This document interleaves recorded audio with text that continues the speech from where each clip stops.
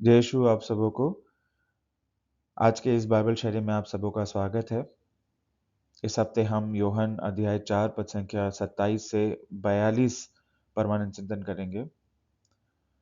Video में आगे बढ़ने से पहले आप सबों से मेरा अनुरोध है कि आप अपने निजी बाइबल खोलें और इन पंक्तियों को पढ़ें।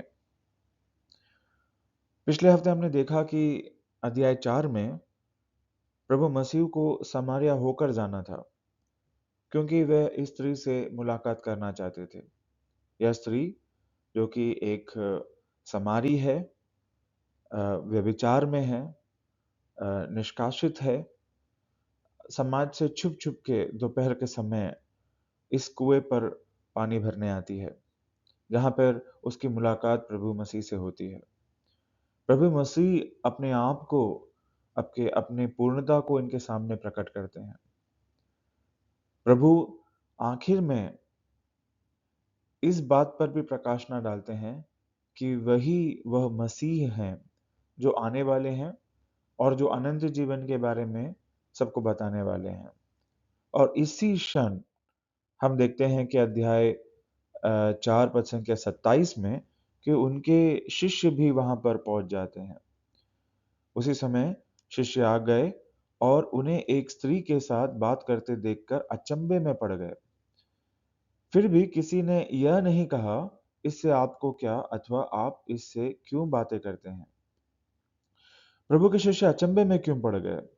क्योंकि प्रभु के जिस समय यह चीजें चल रही थी, कोई भी यहूदी पुरुष किसी भी स्त्री के साथ अकेले में बातें नहीं करता था, अगर वह उसके घराने की नहीं हो। तो किसी भी गैर स्त्री के साथ अकेले में बात करना जो है एक यहूदी को शोभा नहीं देता। तो इसीलिए जब शिष्यों ने देखा कि प्रभु एक स्त्री से, जो कि एक समारी स्त्री है, उस समारी स्त्री से अकेले में बात कर रहे हैं, तो वो अचंभित हुए। फिर भी किसी ने उन पर शक नहीं किया। किसी ने उनसे यह नहीं कहा कि प्रभु आप इनसे क्यों बात करते हैं, क्योंकि वह प्रभु के साथ रहते थे और प्रभु के चरित्र, प्रभु के आचरण पर उनको पूरा भरोसा था।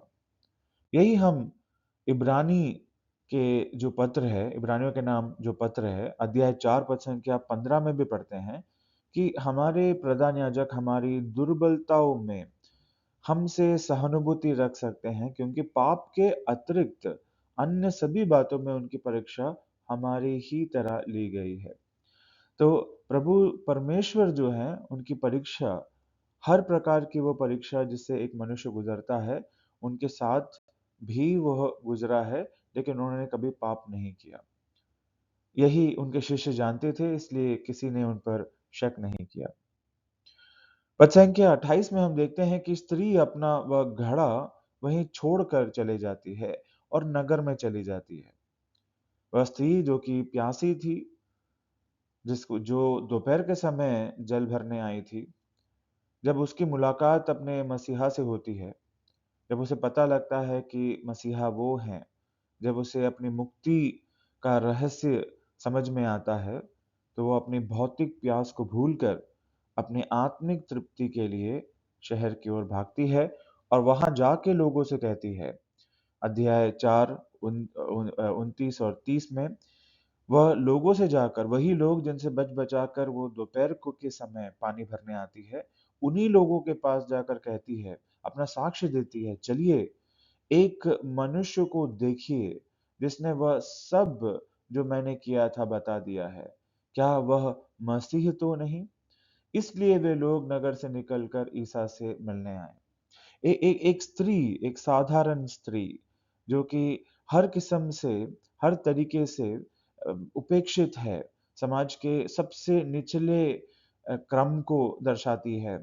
जब उसकी मुलाकात मसीह से, ईसा मसीह से होती है, तो उसके अंदर सुसमाचार के प्रचार को लेकर एक तीव्रता उत्पन्न होती है और उसी तीव्रता के चलते वह लोगों के सामने जाकर अपना साक्ष्य देती है। उसने इंतजार नहीं किया कि मैं पूरा बाइबल पढ़ लूं। उसने इंतजार नहीं किया कि मुझे कोई स्पेशल कोई एक ख़ास किस्म का इशारा मिले या कोई ख़ास किस्म का निर्देश मिले। जैसे ही उसे मुक्ति का विधान मिला, वह अपनी खुशी में, अपने प्रेम में वह लोगों से जाकर उस समाचार को साझा करती है। आगे हम देखते हैं कि जब यह सामरी स्त्री अपने नगर जाके लोगों को प्रभु मसीह के बारे में बता रही है, तो ईसा के शिष्य उनसे अनुरोध कर रहे हैं, गुरुवर खा लीजिए। वो जानते हैं कि प्रभु समारिया होकर जब आए, जो चढ़ाई वो चढ़े हैं, प्रभु थके हुए हैं और इसीलिए उन्होंने अपने शिष्यों को खाना लेने भेजा था। पर प्रभु कहते हैं कि खाने के लिए मेरे पास वह भोजन है जिसके विषय में तुम लोग कुछ नहीं जानते। इस पर शिष्य आपस में बोले, क्या कोई उनके लिए खाने को कुछ ले आया है? तब प्रभु कहते हैं, इस पर ईसा ने उनसे कहा, जिसने मुझे भेजा उसकी इच्छा पर चलना और उसका कार्य पूरा करना यही मेरा भोजन है। किसने प्रभु को भेजा? पिता परमेश्वर ने भेजा। और पिता परमेश्वर ने भेजा, उनकी इच्छा क्या है, उनका कार्य क्या है, इसे जानने के लिए हम योहन 6 पद संख्या 40 पढ़ें। यहाँ पे लिखा है, प्रभु कहते हैं, मेरे पिता की इच्छा यह है कि जो पुत्र को पहचान कर उसमें विश्वास करता है, उसे अनंत जीवन प्राप्त हो। मैं उसे अंतिम दिन पुनर्जीवित कर दूंगा। तो प्रभु की इच्छा, पिता परमेश्वर की इच्छा जिन्होंने प्रभु को संसार में भेजा, वह यह है कि हर कोई जो पुत्र में विश्वास करे, प्रभु यीशु में विश्वास करे, उसका सर्वनाश ना हो, बल्कि उन्हें अनंत जीवन प्राप्त हो और अंतिम दिन प्रभु उन्हें जिलाए। यानी प्रभु पिता परमेश्वर की इच्छा समस्त मानव जाति के लिए मुक्ति है और यही मुक्ति का कार्य पूरा करना प्रभु का भोजन है। आगे प्रभु कहते हैं, क्या तुम यह नहीं कहते कि अब कटनी के 4 महीने रह गए हैं? परंतु मैं तुम लोगों से कहता हूँ, आंखें उठाकर खेतों को देखो, वे कटनी के लिए पक चुके हैं। प्रभु यहाँ पर एक उपमा दे रहे हैं। एक उपमा दे रहे हैं। प्रभु कहते हैं कि जब आप कोई बीज बोते हैं, गेहूँ का, अनाज का बीज बोते हैं, तो उसके कटनी के लिए 4 महीने लगते हैं।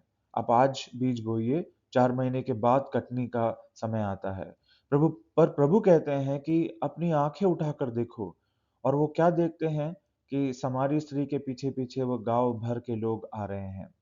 और प्रभु कह रहे हैं कि आंखें उठाकर देखो कि कटनी के लिए जो खेत जो है वो तैयार है।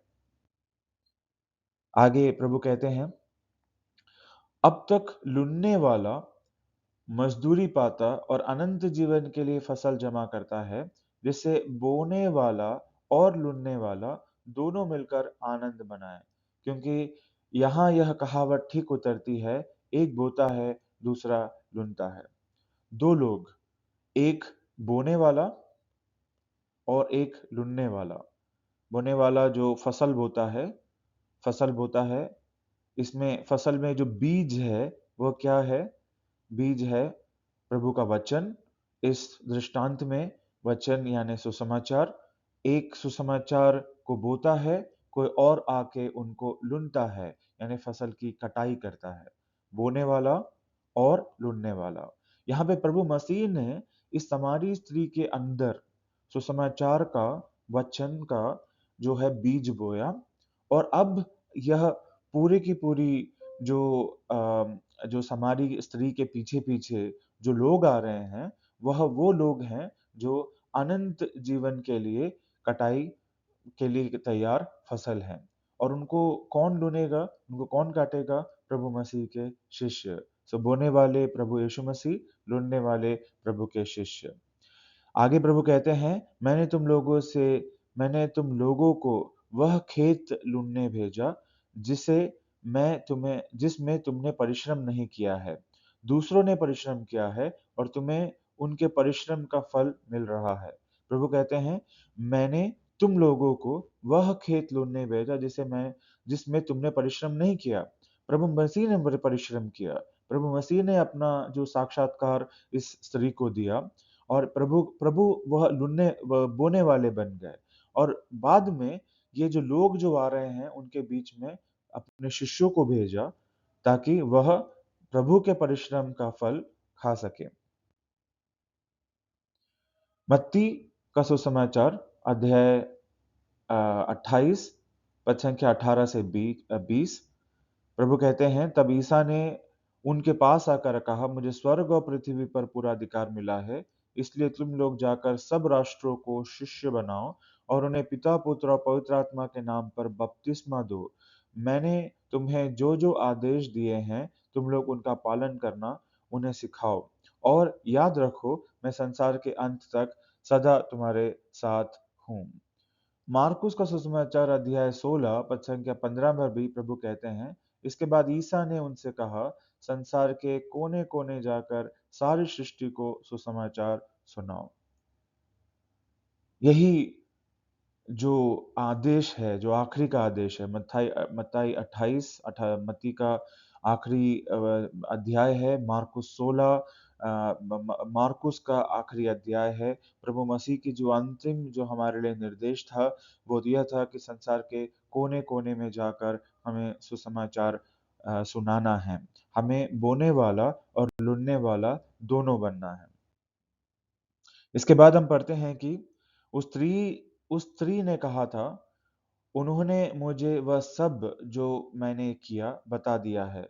इस कारण उस नगर के बहुत से सामरियों ने ईसा में विश्वास किया। पहले जो विश्वास था, उस स्त्री के जो स्त्री का जो कथन था, स्त्री का जो साक्ष्य था, उस साक्ष्य पर विश्वास कर कर कई समारी प्रभु मसीह के पास पहुंचे। इसलिए जब वे उनके पास आए तब उन्होंने अनुरोध किया कि आप हमारे यहाँ रहिए। वह 2 दिन वहीं रहे। बहुत से लोगों ने उनका उपदेश सुनकर उनमें विश्वास किया। पहले विश्वास साक्ष्य के बल पर था। स्त्री के साक्ष्य के चलते वो प्रभु में आए और ईसा में विश्वास किया। इसके बाद ईसा के वचन सुनकर, ईश्वर का वचन यानी बाइबल सुनकर, उनके उपदेश सुनकर उन्होंने उन पर विश्वास किया। और उन्होंने आखिर में कहा उस स्त्री से, अब हम तुम्हारे कहने के कारण ही विश्वास नहीं करते हैं। हमने स्वयं सुन लिया है और हम जान गए हैं कि वह प्रभु मसीह सचमुच संसार के मुक्तिदाता हैं। इनकी शुरुआत हुई थी एक सामान्य स्त्री के साक्ष्य से। उसके बाद वो प्रभु मसीह में आए। प्रभु का वचन, प्रभु का उपदेश, प्रभु का संदेश जो सुसमाचार कहा था वो उन्होंने सुना, और उन्होंने विश्वास किया कि प्रभु मसीह ना केवल उनके बल्कि समस्त संसार के मुक्तिदाता हैं। क्या आप प्रभु के खेतों में भेजे जाने के लिए तैयार हैं? सुसमाचार बांटे, मसीह के उद्धारकारी अनुग्रह के साक्षी बने। जय यीशु।